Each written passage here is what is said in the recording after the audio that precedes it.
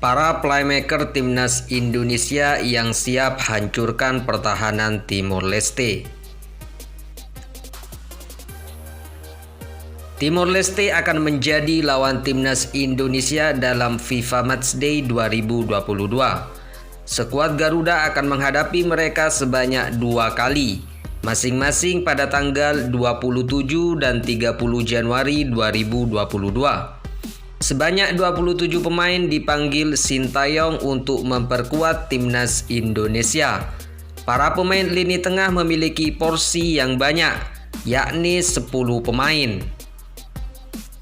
Mereka berperan sebagai gelandang bertahan, tengah, serang, hingga sayap. Para pemain berkualitas itu akan bersaing memperebutkan 4 tempat dalam skema 4-4-2, 4-3-3 hingga 4-2-3-1. Sintayong yang tentu membutuhkan pemain kreatif untuk membantu timnas Indonesia mencetak gol dan meraih kemenangan. Sosok yang dibutuhkan merupakan pemain yang mampu mengatur tempo permainan hingga alur serangan. Apalagi pertandingan ini dimanfaatkan untuk mendongkrak posisi timnas Indonesia di ranking FIFA. Wajar bila Sintayong ingin melihat kemampuan terbaik dari seluruh pemainnya. Tercatat ada 5 pemain yang punya peran sebagai playmaker di timnas Indonesia. Kehadiran mereka bakal menjadi kunci di lini tengah skuad merah putih. Siapa saja mereka? 1. Muhammad Rafli. Tidak banyak yang tahu Muhammad Rafli sejatinya memiliki posisi asli sebagai gelandang. Namun, belakangan pemain Arema FC itu lebih sering dimainkan sebagai penyerang, baik di klub maupun timnas Indonesia. Rafli dikenal sebagai pemain yang punya visi bermain yang jelas. Sebagai playmaker, Rafli andal dalam menahan dan mendistribusikan bola. Pada Piala AFF 2020, Rafli tak masuk dalam skuad timnas Indonesia. Laga FIFA Matchday ini akan jadi kesempatan baginya untuk kembali membuktikan kualitas di skuad Garuda. 2. Marcelino Ferdinand. Marcelino Ferdinand menjadi nama di luar skuad Piala AFF 2020 yang dipanggil ke timnas Indonesia kali ini. Pemain berusia 17 tahun itu sebenarnya bukan wajah baru di skuad timnas Indonesia. Karir Marcelino Ferdinand melejit ketika membela skuad U16. Meskipun berperan sebagai gelandang, pemain Persebaya Surabaya itu juga mampu diandalkan dalam mencetak gol.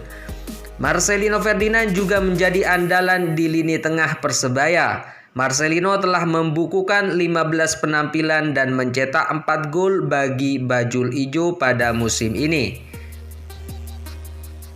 3. Sahrian Abimanyu.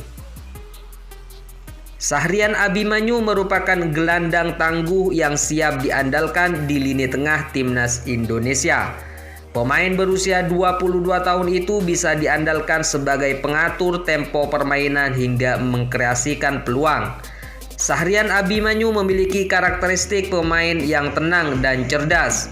Itulah yang membuatnya layak menjadi penyeimbang di timnas Indonesia dalam FIFA Matchday nanti. Sayangnya, Sahrian Abimanyu belum mendapatkan banyak kesempatan bermain di bawah asuhan Sintayong. Pemain Persija Jakarta itu baru membukukan 330 menit bermain. 4. Ricky Kambuaya. Ricky Kambuaya menjadi pemain penting di timnas Indonesia pada Piala AFF 2020. Pemain Persebaya Surabaya itu menjadi motor serangan di lini tengah. Ricky Kambuaya sering membantu serangan dengan kemampuan yang dimilikinya. Pemain berusia 25 tahun itu mampu mengalirkan bola dengan baik di tengah lapangan. Selain itu, Ricky juga punya kualitas individu dengan dribble dan melepas tembakan. Itulah yang menjadi alasan Sintayong sering mengandalkannya dalam laga tim Garuda. 5. Evan Dimas. Evan Dimas merupakan pemain kesayangan Sintayong di lini tengah timnas Indonesia. Sintayong bahkan menjadikannya sebagai kapten di timnas Indonesia. Evan Dimas memiliki peran penting di lini tengah timnas Indonesia. Pemain Bayangkara FC itu mampu menghubungkan lini tengah dan depan saat membangun serangan. Kontribusi besar itulah yang membuat Sintayong sering menjadikan Evan Dimas sebagai starter di timnas Indonesia.